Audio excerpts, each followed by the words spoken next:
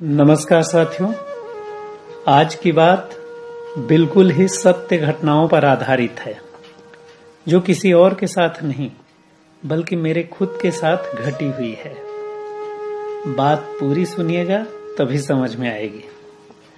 इसे बताने का मतलब यह नहीं है कि सब जगह या सबके साथ ऐसा ही होता है, पर ऐसा भी होता है उन जगहों पर जहां ऐसा नहीं होना चाहिए, और वो लोग करते हैं जिन्हें ऐसा नहीं करना चाहिए मेरे हिसाब से। सबसे पहले बात करते हैं पुरी के पंडों की, क्योंकि यह हमारे साथ घटी सबसे पुरानी घटना है। अपने परिवार के साथ जब हम पहली बार पुरी गए तो मेरी धर्म पत्नी ने मंदिर में चढ़ाने के लिए 15-20 नारियल और फूल पत्र इत्यादि खरीदी। मंदिर प्रांगण में घुसते ही एक पंडा जी तिलक विलक लगाकर मिले और नारियल को देखकर बोले कि जगन्नाथ जी में नारियल नहीं चढ़ता। हमने कहा कि ठीक है, नहीं चढ़ता होगा तो नहीं चढ़ाएंगे। फिर उन्होंने कहा कि लेकिन यदि चढ़ाना हो तो मैं चढ़वा दूंगा। तो हमने कहा कि हम आपके आभारी होंगे। तब उन्होंने कहा कि नारियल आप रख कर जाएंगे तो मंदिर के अंदर के पुजारी आपको नारियल चढ़ाने नहीं देंगे, इसलिए नारियलों को आप मुझे पकड़ा दीजिए, क्योंकि मेरे हाथों से चढ़ाने में उन्हें कोई आपत्ति नहीं हुई। मंदिर प्रांगण में भीड़ तो थी ही, तो नारियल को उन्हें पकड़ा देना ही उचित लगा। वो नारियल जैसे ही पकड़े कि थोड़ी देर आगे आगे चलकर अंतर ध्यान हो गए। हम इस संतोष के साथ उस आकस्मिक आघात को सहन करके मंदिर के अंदर प्रवेश किए कि चलो यहाँ नारियल तो चढ़ता ही नहीं। फिर देखा कि अंदर में पुजारियों के जो झुंड थे वो उन्हीं लोगों को मूर्ति के पास जाने देते थे जिनके हाथों में रुपया या कीमती चढ़ावा होता था। जिसके पास जितना बड़ा चढ़ावा, पुजारी उन्हें प्रतिमा के उतने करीब पहुंचा देते थे। अपनी सामर्थ्य के मुताबिक हम भी मूर्ति के जितना पास पहुंचना था पहुंचे।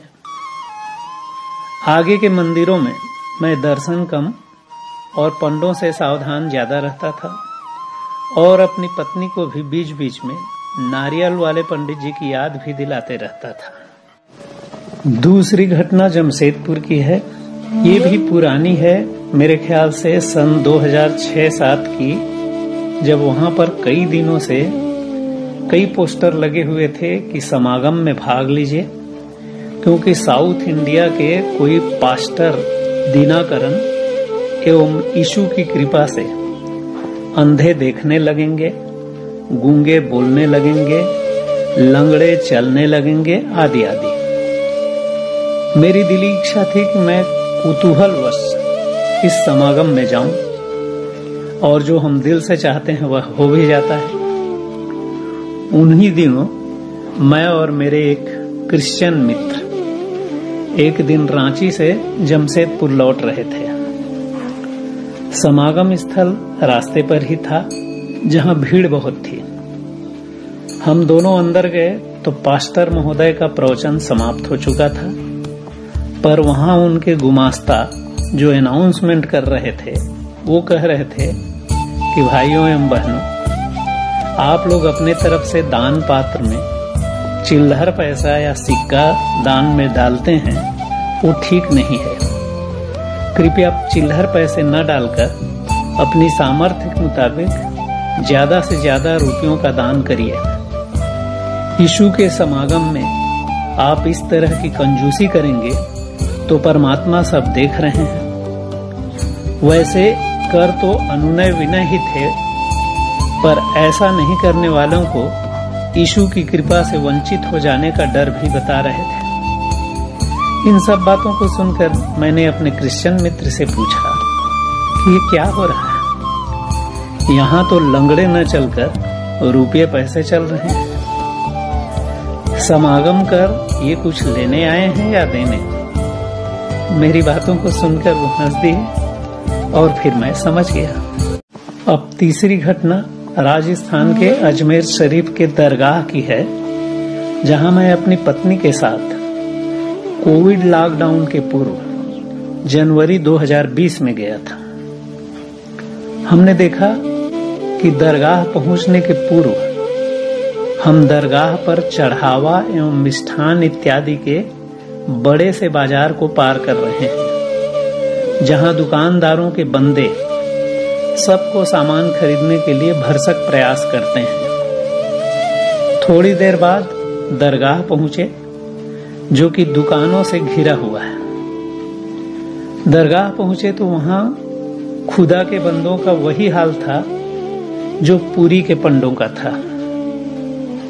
किसी तरह से अपनी इच्छा एवं सामर्थ्य के हिसाब से चढ़ावा चढ़ाकर वापस जब छत्तीसगढ़ आए तो मैंने अपने कुछ मुसलमान मित्रों को ये सब बातें बताई, तो वो लोग भी बताए कि हाँ, वहां तो ये सब होता है।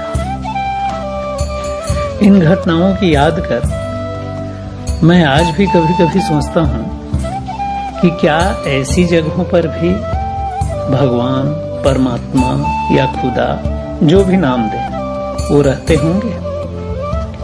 लेकिन थोड़ी देर बाद यह सोचकर अपने मन को समझा लेता हूं कि जब भगवान कण कण में है, परमात्मा ओमनी प्रेजेंट है और खुदा का नूर जर्रा जर्रा में है, तो बिना मतलब के अपना दिमाग मैं क्यों खराब करूं। आज की बात यही समाप्त करता हूं, इस आशा के साथ कि हम सब ईश्वर की कृपा से स्वस्थ एवं मस्त रहेंगे। धन्यवाद।